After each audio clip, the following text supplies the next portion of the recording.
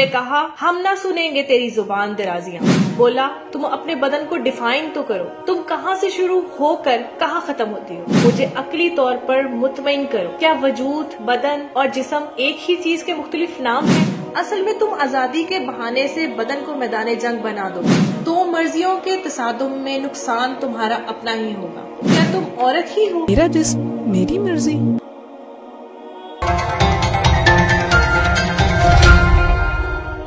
बात इतनी सी थी कि मैं आंगन में खड़ी अपनी मर्जी से फोन सुन रही थी कि एक कौवे ने मेरी मर्जी के खिलाफ अपनी मर्जी से मेरे बालों पर पिचकारी मार दी। मेरी मर्जी के खिलाफ कुछ हुआ और मैं इंतकाम न लूं। मैंने अपने बदन को हुक्म दिया कि मेरा पिंड छोड़ो, तुम्हारी वजह से मैं कशिश शकल में जकड़ी हुई हूँ। जरा देर के लिए मुझसे अलग हो जाओ ताकि मैं हवाओं में उड़कर इस कौवे को दूसरे की मर्जी का एहतराम करना सिखाऊं। लेकिन ये बदन ऐसा बेशरम, बेगैरत और बदतहजीब साबित हुआ कि एक लम्हे के लिए मुझे आजाद नहीं किया।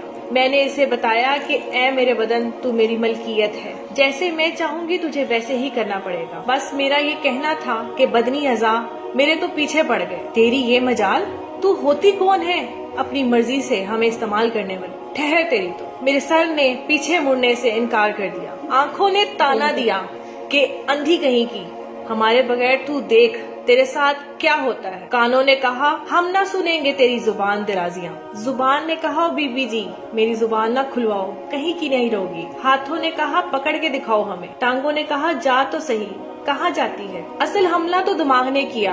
बोला तुम अपने बदन को डिफाइन तो करो, तुम कहाँ से शुरू होकर कहाँ खत्म होती हो और तुम्हारे बदन की बाउंड्री कहाँ से कहाँ तक है। तुम अपने बदन पर मलकियत का दावा करती हो तो मालिक और ममलूक यानी ऑनर ऑफ प्रॉपर्टी को अलग अलग करके दिखाओ पहले। फिर ये बताओ कि ये मलकियत तुम्हें कैसे मिली और किसने दी। कोई मुआहिदा, दस्तखत, अंगूठा, नोटरी तस्दीक, गवाहियाँ, और ये मलकियत कितनी मुद्दत के लिए है। अच्छा तुम अपनी मर्जी को कैसे डिफाइन करती हो? ये मर्जी तुम्हारे बदन से जुदा तुम्हारे अंदर कहाँ पैदा होती है? जैसा कि तुमने कहा तुम्हारे बदन पर तुम्हारी मर्जी चलेगी, इससे साबित हुआ कि तुम बदन और मर्जी दोनों पर मलकियत का दावा कर रही हो। लेकिन क्या कोई मुआहिदा हुआ है तुम्हारे बदन और तुम्हारे दरमियान? क्या ये मुआहिदा बाहमी रजामंदी से हुआ है कि तुम्हारा बदन तुम्हारी मर्जी के मुताबिक चलेगा और तुम इसे अपनी मर्जी से इस्तेमाल करने की मिजाज हो?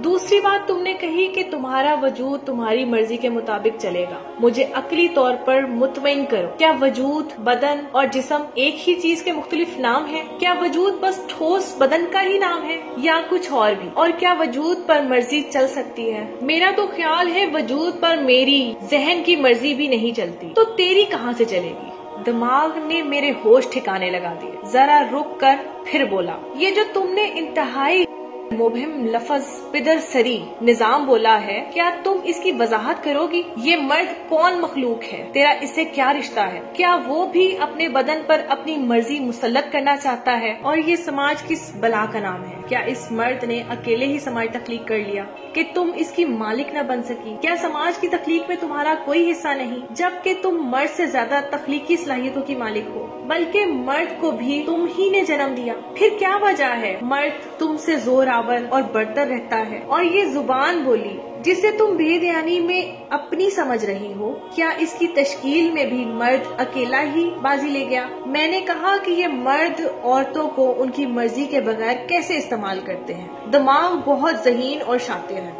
फौरन बोला, असल में तुम आजादी के बहाने से बदन को मैदान जंग बना दोगी। दो मर्जियों के तसादुम में नुकसान तुम्हारा अपना ही होगा। और ये भी तुमने खूब कही कि तुम औरत भी हो। क्या तुम औरत ही हो? मैंने तो आज तक कोई औरत नहीं देखी। औरत किसने देखी है? जब भी किसी ने देखी, किसी खास औरत ही को देखा। महज औरत तो कहीं नहीं। इस दुनिया की 3 खरब माओं, बहनों, बेटियों, बीवियों में से कौन है जो कहे कि मैं इन चारों में से कुछ नहीं, बल्कि महज औरत हूँ। बैक वक्त माँ, बहन, बेटी, बीवी होना नामुमकिन है, लेकिन बैक वक्त कुछ भी ना होना महाल है। अगली दरियाफ्त भी क्या खूब है। तुमने कहा तुम आशिक भी हो सकती हो। ये तुम्हारे अपने बारे में इंतहा की जहालत का सबूत है। आशिक होती ही औरत जात है, मर्द हमेशा माशूक होता है। तुम्हें बदन की झंझट से फुर्सत मिलती तो आशिकी का फलसफा जानती।